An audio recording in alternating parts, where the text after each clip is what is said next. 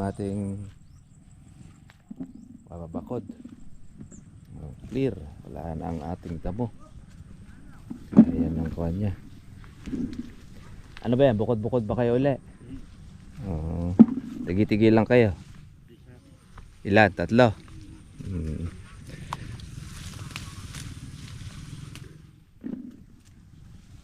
Makukuha ba 10? Ayan, no, sa bagay Ilan ba kukunin mo? 3 raw yung kay Bernabe. Sa amin? 7. Okay na. May iwan set dyan, galauna lang ako. Sama-sama naman kami. May dalaw kong 230. Ay, okay. Oo. Ano ang problema doon? Kasi makakuha nyo na yung... Hindi kaya na nila. Ako naman ang kuha nito yun na. Wala namang limit ang oras niyan eh. Ito nga, malalaki naman ang buhok eh.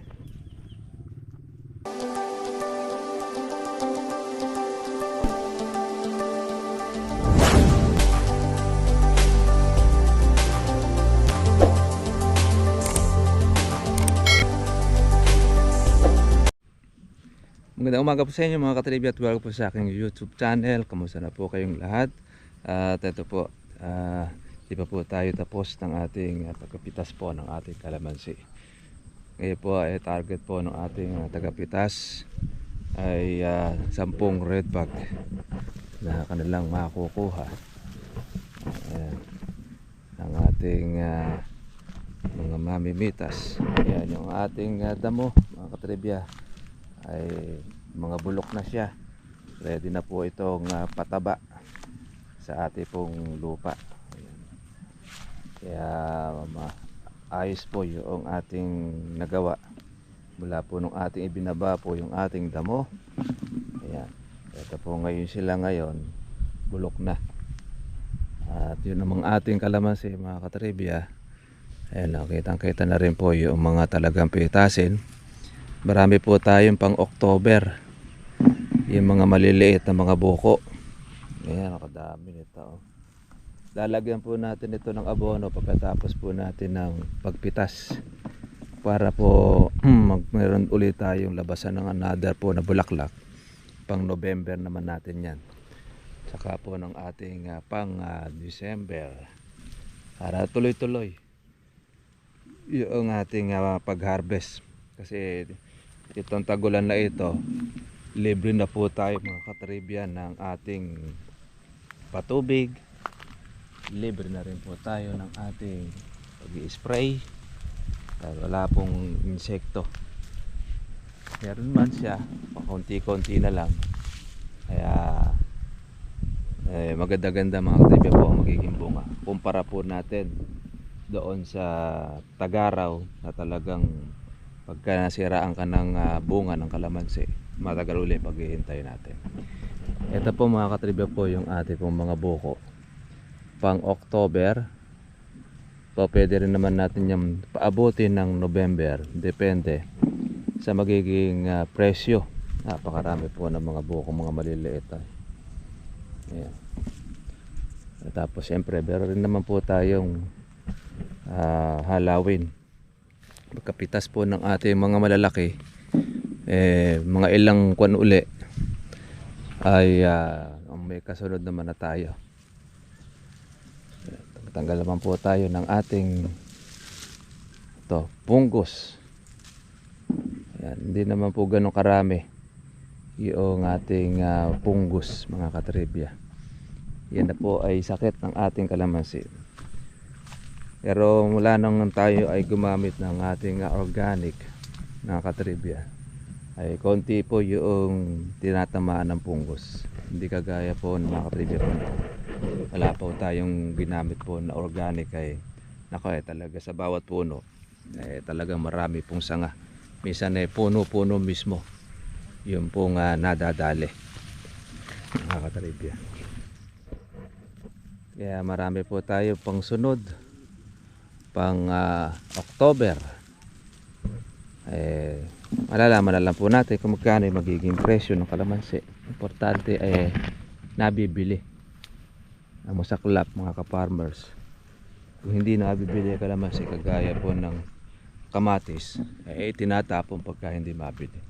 Pero sa kalamansi naman mga katribya, wala naman pong nabalitaan na itinapon ng kalamansi na buo. Maliban na lamang kung ito ay nasira, ay talagang itinatapon dahil hindi talaga po pakikinabangan yun. Kahit anumang gulay, basta't pagka po sira, ay talagang itatapon talaga siya. Pero kung yan ay hinog lang, ay nabibili po ang hinog. Pinakikinabangan po yan mga katribya.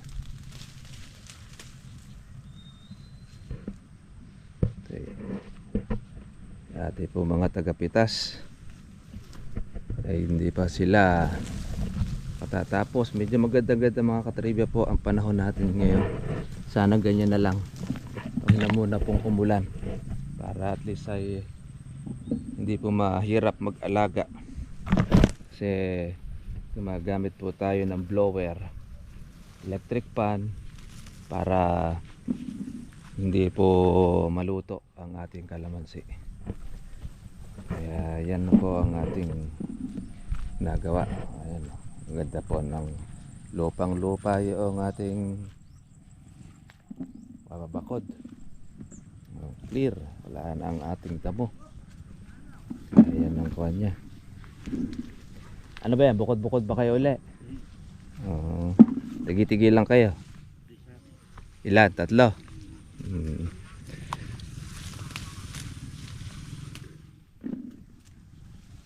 Makukuha ba isang po? Ayan, no, sa bagay eh. Ilan ba kukunin mo? Tatlo raw yung kay Bernabe. Dami.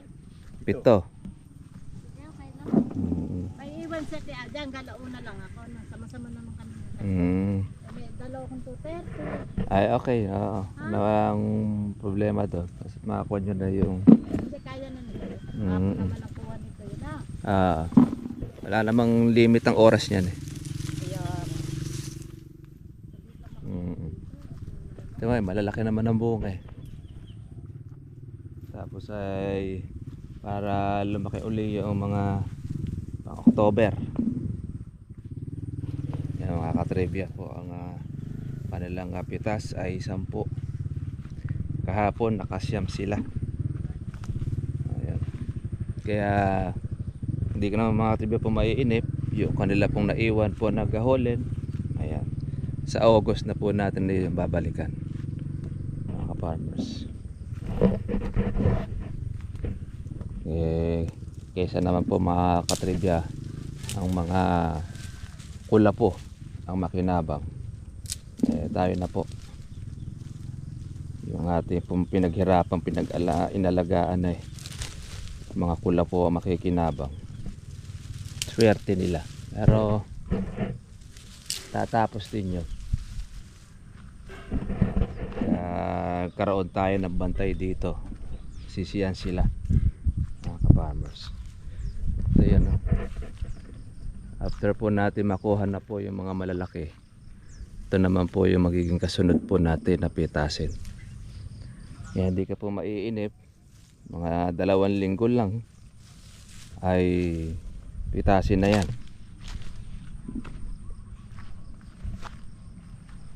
Ganyan sa kalamansi. Sa tuloy-tuloy lang mga katribya po ang alaga. Kaya maiinip, harvesting kayo. Ito'y 3 taon at kalahati. Kaya mahigit 3 taon na itong ating kalamansi na ito. Pero tingnan ninyo, ang labong na po niya. Ang dami pong mga bunga. Yan. Kaya hindi ka maiinip.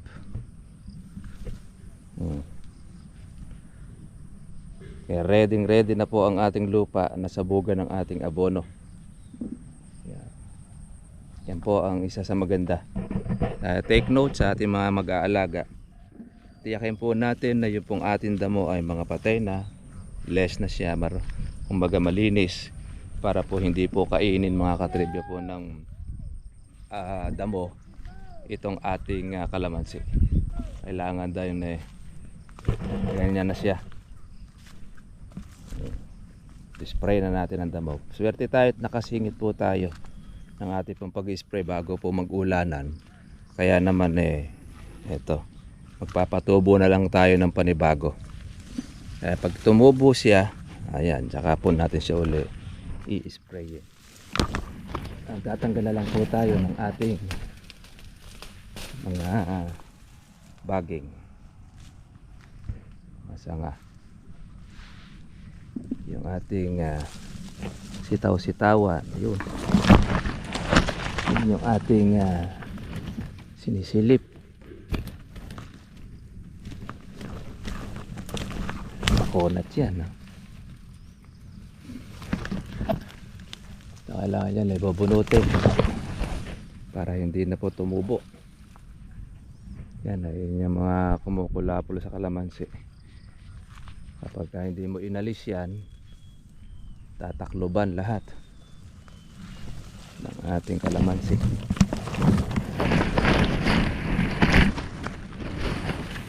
Kaya binubunot natin siya.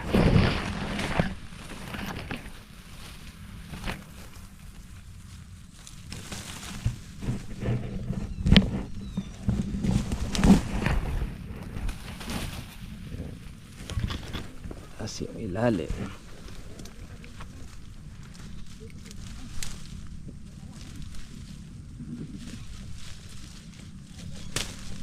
Napakakunat.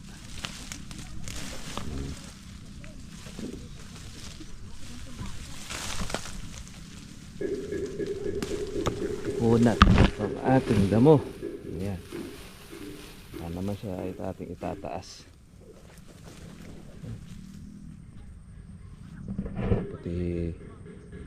Puti pa naman tayo. Yan. Tayo alagang manok nakakapasok dito. Talagang nyo ang ating masarap na ulam ito. Talbos ng ampalaya.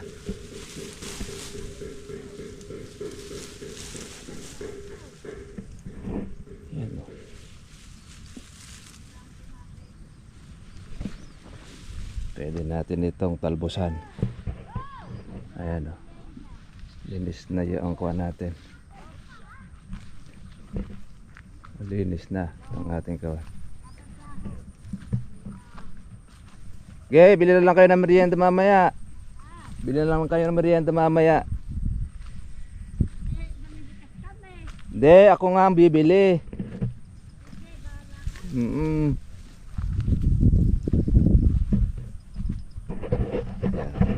Natin ang merienda tsaka ulam ating mga mamimitas. Yan. Ating damo. Goodbye sa ating damo. Ito yung nakatayo. Okay. Bunot na lang natin. Bawas tayo ng ating trabaho.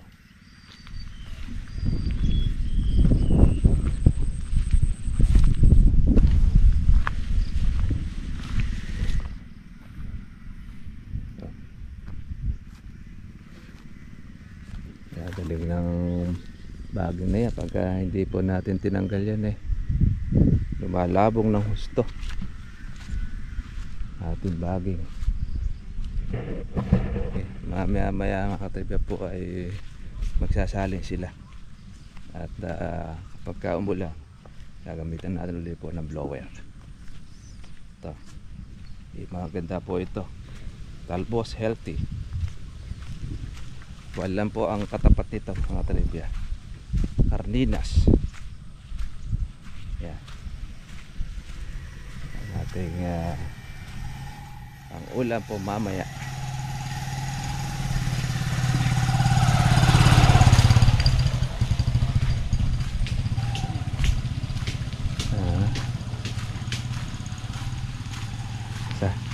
Sama pala si Pogi eh. Ay, nag-i-remit. Ay, oo.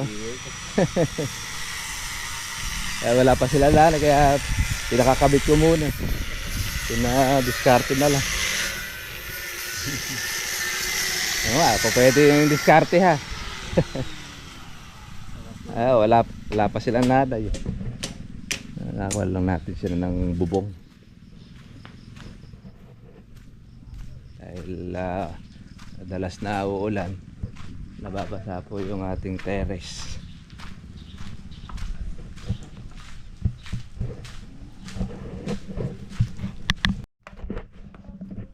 Hili tayo mga katribya po ng ating mga reject. Umulan na naman, tapos aaraw, kaya mayroong basa at mayroong tuyo ang ating pitas. Kaya muna natin makatuyo-tuyo. Pero magamat malakas ang hangin, medyo malilibre na tayo sa ating blower.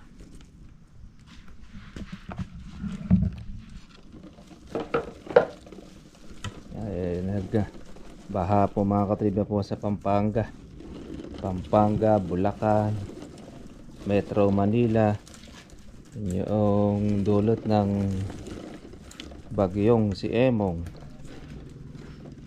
Ayan pa dyan. Dito ko na. Sa inyo ba ito? O kay Bernabe yan? Dito yate sa inyo eh. Doon lang sa may dulo. Para di na mahalo rito sa kawa. Sa tuyo. Sige, ikuha nyo na lang.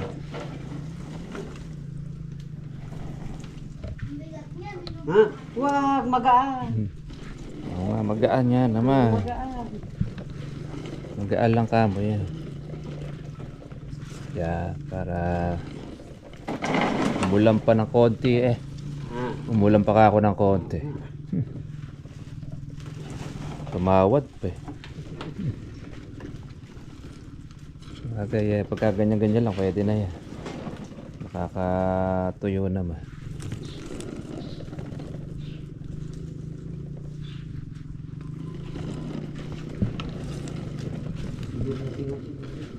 Siguro kay Bernabe sa kabila na yan.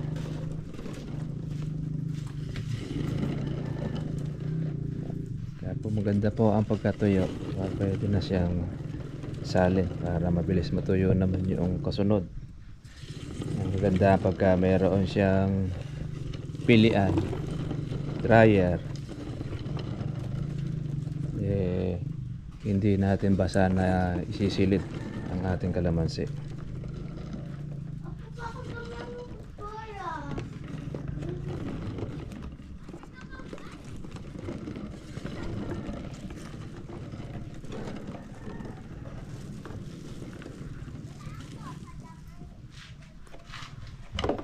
Pili tayo mga katribya ng ating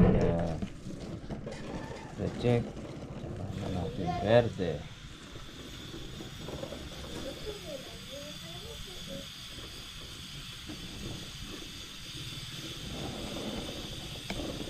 Buti na lang itong ating kalamansi ay malalaki, kaya mabigat sa timbang.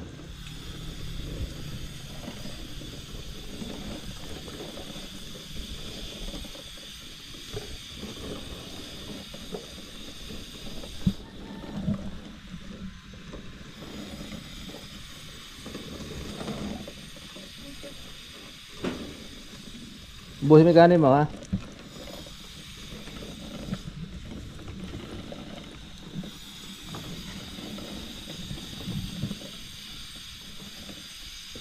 Yung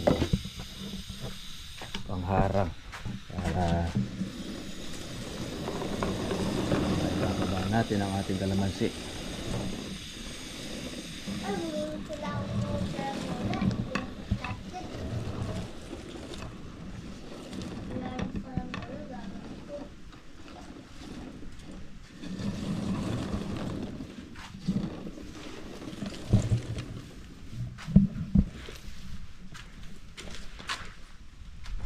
Yun ang ating project.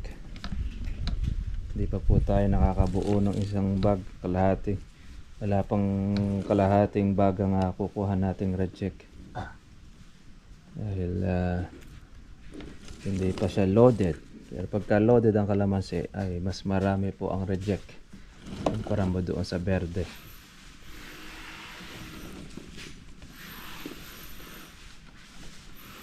Ito yan, halos yan, yung mga kanyang mga bulitog. Yan.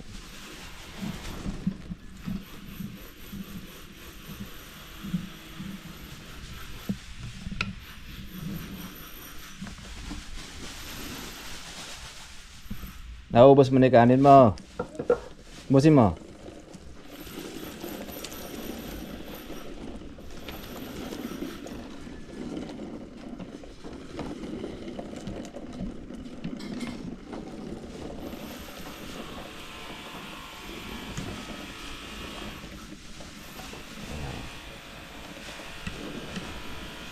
Itong red bag na to 30 kilos. Ang laman.